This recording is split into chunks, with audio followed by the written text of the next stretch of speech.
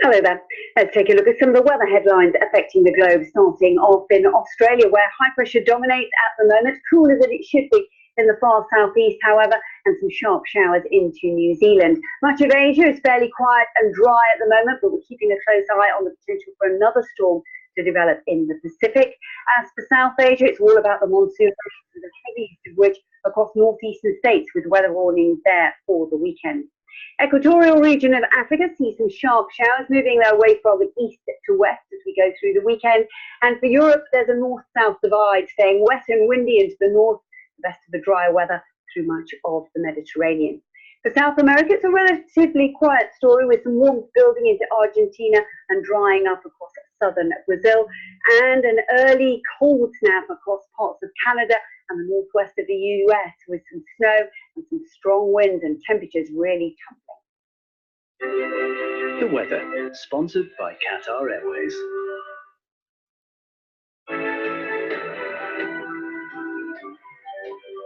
If there is a war, then I do not think anybody will be safe in our region. But let us all try to avoid war. We don't need a war. I do have a voice that I can use, and how do I use that in a positive way? Number one priority is to restore the Greek economy to an aggressive growth path. Many problems is our own creation. This is an emergency. This is an existential crisis. We must do everything we can to stop it. I don't want to just, have my face in the paper or have my name as the paper. I want to do more than that. When big names talk, they talk to the BBC. With the UK Parliament in crisis and the Brexit deadline approaching, will the Prime Minister make a deal? Will he ask for an extension? Will there be a general election? See the headlines as they happen with breaking news alerts on our app. And get the full story with bbc.com/Brexit. Follow the latest on Britain's exit from the EU with BBC News.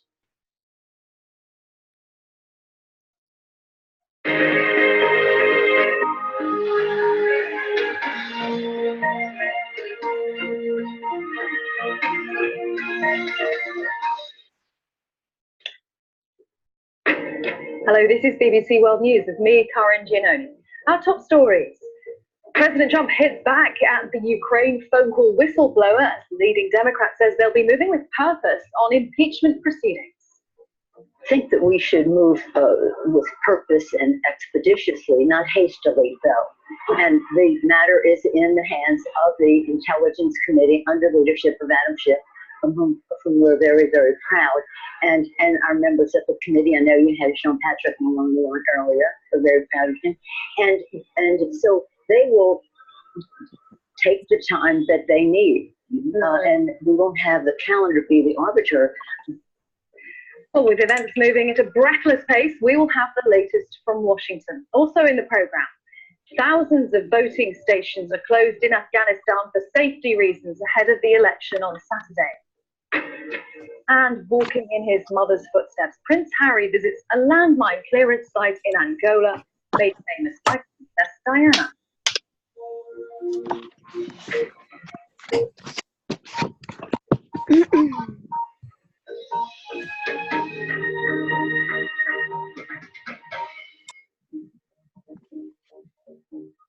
Hello, welcome to BBC World News. The whistleblower whose evidence about President Trump has rocked American politics this week is a CIA officer. Good evening. It's so good to see everybody present here over again. Just turn your microphones on and say hello.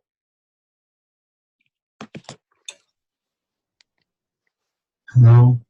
Hello, Matthew. Good to see you back again. Anybody else, please? Hello, everybody. What's your name? Angela. Very good, Angela. Where are you from? I'm from Bashkortostan. Oh, good. I've been to Bashkortostan so many times. Yes, yeah, I lived there for a very long time. Okay, anybody else? Just turn your microphone on and say hello.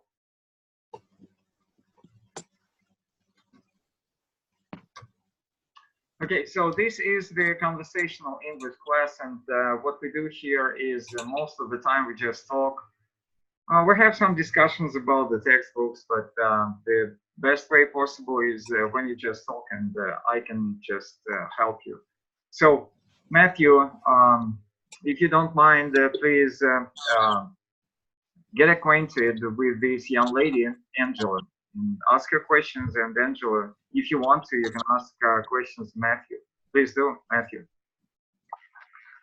Well, hello, Angela. I already know where are you from, so where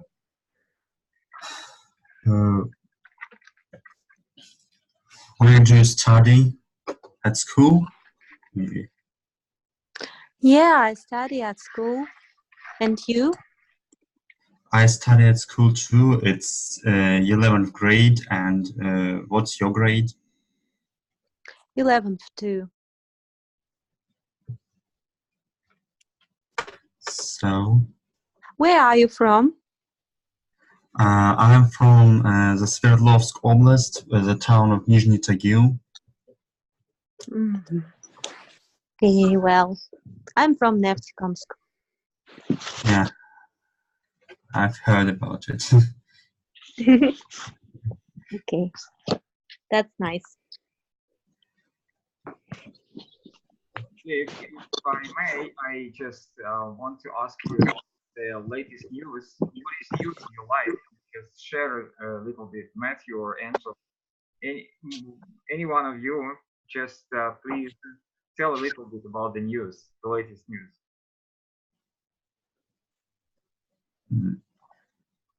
I have no important news, but today we had a test in history at our school. It was purely for statistics. It was anonymous because they wanted to measure the quality of education in our school, and so I took this test. And it was quite easy, but maybe it's just because I'm interested in history. Okay. Angela, Yeah. how about you? Do you have any news to share? I didn't hear about news. What about about politics? No, it's just in your life. What happened lately in your life? It's just, you know, when you see your friends, you usually say, hey, how you doing? And then after that, you just ask, what's new? And this is how we start the class. We just share the news. Okay. I don't have any news today. It's ordinary day. An ordinary day. Okay. Yeah, I understand that. But see, English is a little bit different from Russian language, and so that is why I just encourage you to get prepared to talk just a little bit about your news always. It's a routine, so-called small talk. That's what we usually do in English. For example, if you ask me, okay, if you know, it's hard to think of something new, you can just talk about the weather, and it's very appropriate. So how about the weather in your place, in the place where you live, in Neftekamsk or whatever? Okay, today it was very cold and rainy. The temperature is, I don't know, it's about 8 degrees. It's very cold. The winter is coming soon. Did you have 8 degrees isn't really cold. It's like 4 degrees or 2 degrees in my area, so you're having it light. Yeah, but at night it's very cold. it's minus 1 degree or just 3 degree. So you guys, did you have already snow? Yes, we do. We do have some snow 2 days ago. We had the first snow in our area. Yeah, I understand. And Matthew, how about your place? So we had a bit of snow approximately 5 days ago, or whatever, and it was a very short snowfall, though. If you ask me about my place, you won't believe I live in the city of Vladikavkaz, which is the south of Russia, and we also had snow 5 days ago. Oh. Yeah, it's absolutely unusual for this area, but it was not in the city. It was up there in the mountains, but lots of Instagram videos, you know, people were just happy to see the first snow. But anyway, all right, so thank you so much for sharing the news, and I will just ask maybe somebody wants to join us. Okay, this is the conversational English class, and if you want to join us, just turn your microphone on, say hello, say hi to us, and join the conversation. Jump in just anytime you want. So anybody, do you want to say hello?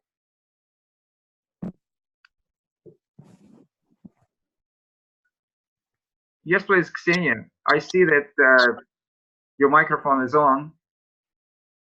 Do you want to say hello to us? Okay, let me see who else do we have here. Excuse me, what's your name? My name is Vladimir. Vladimir, nice to meet you. Vladimir, how many years do you live in Vladikavkaz? Say it again. The sound breaks. Okay. Vladimir, how many years do you live in Vladikavkaz? Well, you know that my parents, they used to live here beginning with the year 1981, and at that time I used to live in Ufa, and then I came visit with my parents here every summer, beginning with the year 1981. It's just, you know, I used to work as a teacher, and that is why I had more than 2 months of summer vacation. And so I used to come visit with my parents every year, every summer. And then my dad died in 2002, and then my mom died in 2010. And in the year 2015, I just moved from Ufa to live here permanently. So I've been living here for, let's say, 2015. Now it's 2019. It's almost 4 years now. But I've been visiting for the business trip Ufa all of these years, so approximately 5 times a year. So that's how I live. Thank you for sharing with us with your story. Okay. Yeah, nice insight. All right. So if no other, you know, sharing, then we can move to the topic of the class.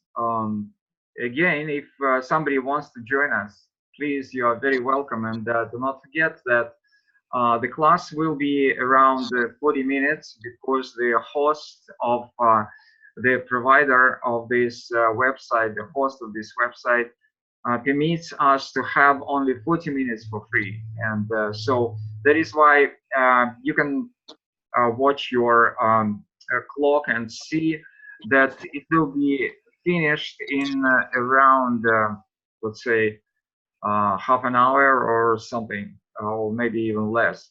So do not be, you know, annoyed if all of a sudden the class will be stopped. because this is not my fault. It's just that the host will just finish its hosting. Okay. Now, what we do today is, let me share the screen with you. And yeah, just hold on. So today we will start talking about the new topic.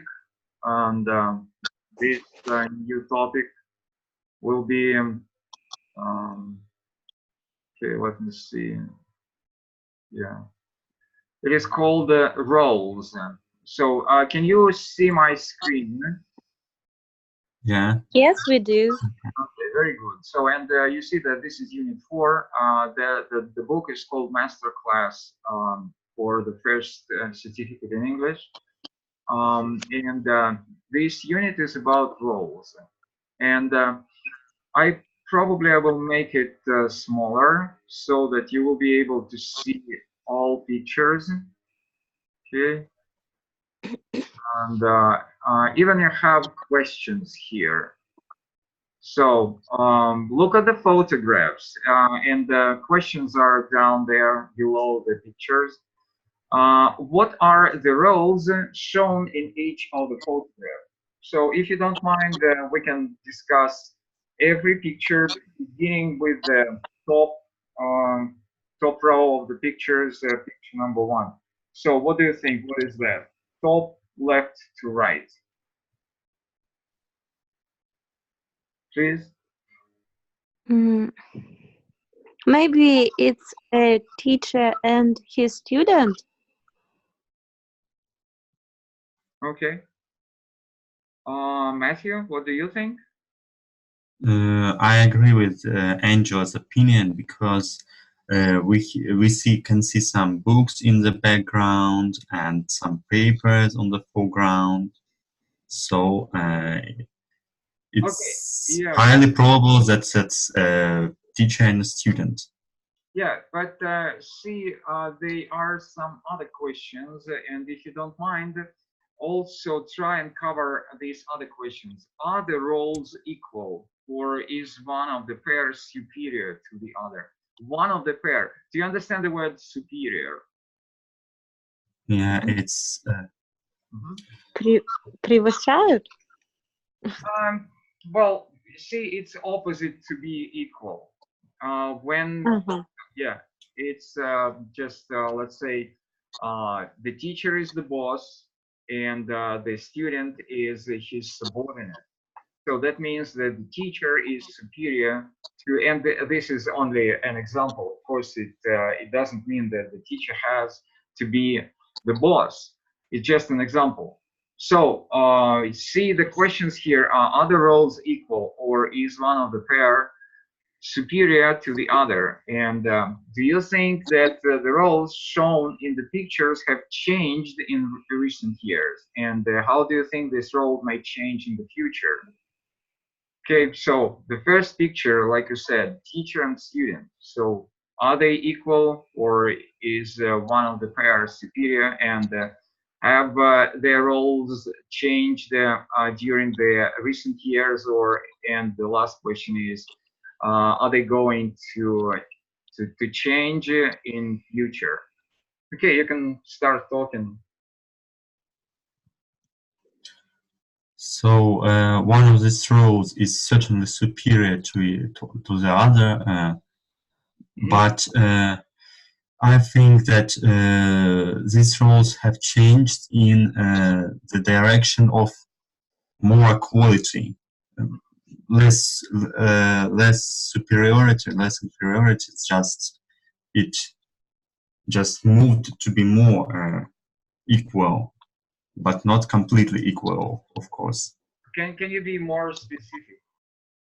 So I've heard that now some teachers and students like to think that they are actually more, you know, colleagues than something superior and subordinate. But it's not the fact; it's just an opinion. And some people just try to work in this way, but it doesn't actually work sometimes. Angela, you can jump in the discussion anytime you want, and you can ask questions, me or Matthew, and Matthew the same. Just feel free to do whatever is appropriate, whatever is comfortable for you. So, Angela, what is your contribution? It's so hard to start speaking after Matthew. Why? Because I start listening to him, and sometimes I don't understand what he says. Maybe not being quite clear. Yeah. I had some problems, but with English, I don't speak English so well as Matthew, I think. But nowadays, I think teacher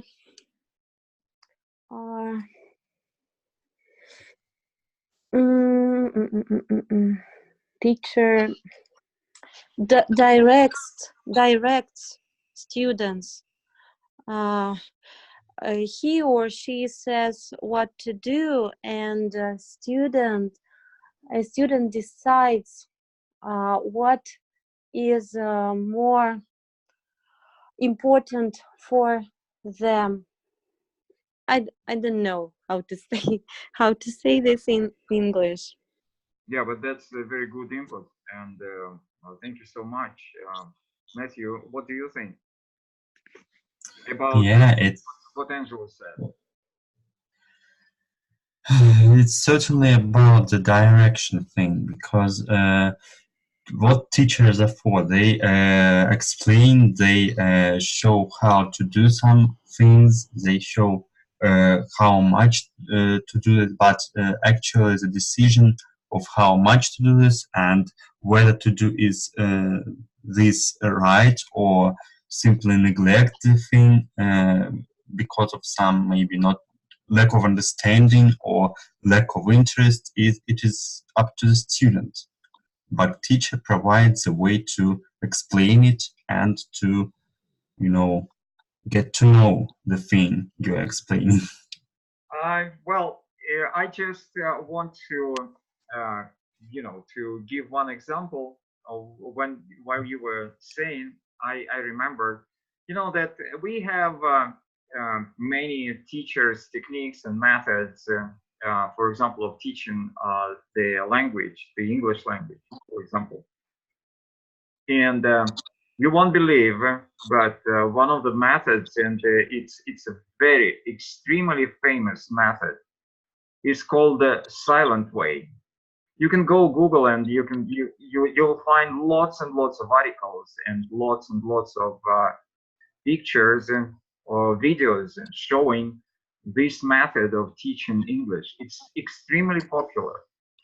So I have an example from my personal experience about that.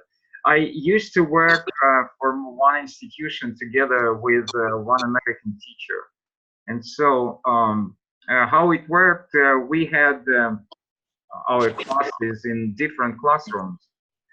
And so once the parents of this American teacher started to complain to the boss about him, they were saying that, please change our teacher. We do not like him. The boys and girls, they do not like him. And when the boss started to figure out what is going on, so he understood that the teacher, the American teacher, just came into the classroom and kept silent. He didn't say a word. Can you imagine? Wow. and what are these teachers for? Okay. It's just self-study. Okay, that's the method. And the method was that of course the students were around let's say 10 to 15 years old, and so of course that's a private institution, and they were very naughty. So the meaning is that they didn't behave in a good way. So they started yelling, they started shouting, they started to mock the teacher, to deride him, to play with him.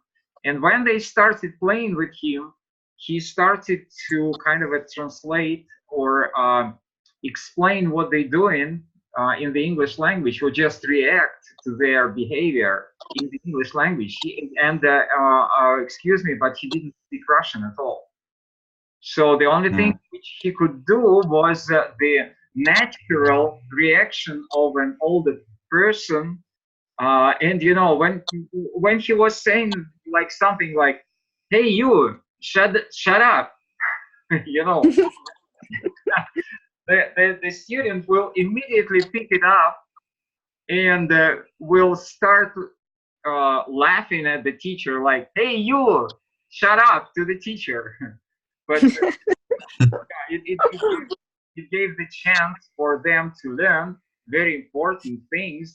And believe me that later on, many students, not all of them, but many students just started to consider this teacher to be the best one in their life. You know, there's sometimes, and again, if you are interested in the silent way, as I said, you can go Google and you will see lots and lots of videos with this silent method, and this is pretty interesting. So again, you see, the idea is that if I, for example, if I just be silent, if I just keep silent right now, probably you have two options to do. Either you will leave the classroom, because it's possible, but it was not possible for those students to leave the classroom because they paid money. So yeah, in your case, you can leave the classroom, or you can start doing something. You will start mocking me. You will start, you know, we call it in English, yanking the chain. That's kind of deriding the teacher or playing with him and so on in your language.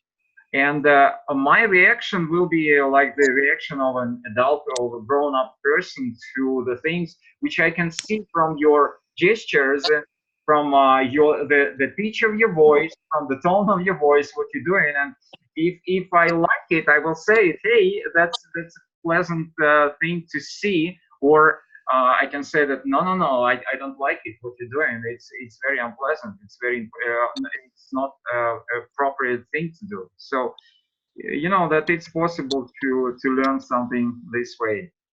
All right. So that was my input to this first picture. Anything else? So it just, I want to summarize. You know that the latest ideas about teaching are that the teacher is a partner, and believe me, as I can understand that, that's very true. And I'm very sorry to say that most of the time the teacher is not the partner nowadays, but teacher knows much less than the students. And when you say Matthew, that you expect the teacher will show you something as a model, as a role model, so that you will have to follow him. Just let's talk about mobile phones, or about mobile applications, or about computer games, and you will see that I know nothing about that, and that students know much more than I do. So I cannot be a role model for you, and cell phones is everything for you. So that means that I'm not a role model to you. I can show you nothing. See? Wow. Yeah, that means that nowadays teachers, in many cases, they know much less than the students. You wanted to say something? Well, I wanted to say that any teacher specializes in some trade, in some subject, in some area of knowledge, and you can't expect from a teacher to be an expert in the field. He's not. He or she is not supposed to be an expert. He or she may be but he or she is not obliged to. I will not agree. Sorry about that, but I will not agree. So you see, the teacher nowadays, he is supposed to know at the very least what the students know. What I mean here is that I'm supposed to, like you said, my area of expertise. I agree, but I'm not talking about the area of expertise. I'm talking about the tools, the teacher's tools. Excuse me, that we have only 10 minutes to go. I'm talking about the teacher's tools. You know that the teacher's tools now are the blackboard or the whiteboard and the piece of chalk. No, it's no way, because I have to work with the computer. Not every teacher can work with a computer. Even in his area of expertise, the teacher has to show the presentation on the computer screen, but the teacher doesn't know how to put the presentation together. I'm not talking about how to use the projector or how to use the cell phone to explain something, okay? Yeah, I see your point. Thanks. Yeah. Angela, what do you think? I think the teachers are morally outdated now. I can study more through the internet. I think that I have many opportunities now than student of my age had 20 years ago. I think the relation for teachers changes now. I can't say that all my classmates respect some of my teachers. But when I ask my parents, they always said that they always say that they respect their teachers. Of course, they give them so much knowledge, but now the situation I can't say. It's so hard to speak English. I can say this in Russian, but in English it's so difficult and so hard to to say my opinion. But I think you understand me. You know something? If you start talking in Russian, we will not understand you. Believe me, because in Russian it will be totally different ideas, and I don't know why. In English, it's I think that it's much easier for me to understand you. If just think, if we translated everything what you said about the teachers in Russian, it will be a very sad sad story. But okay. when we talk about that in English, it's kind of lots of fun. I don't know why. It's just a different language. Okay, Matthew, anything else? So I understood your point about the internet and the endless opportunities it provides us with, but I noticed this one thing maybe some years ago. The internet provides us with lots of opportunities to learn new things, like about everything in the world, but we tend to use the internet only for maybe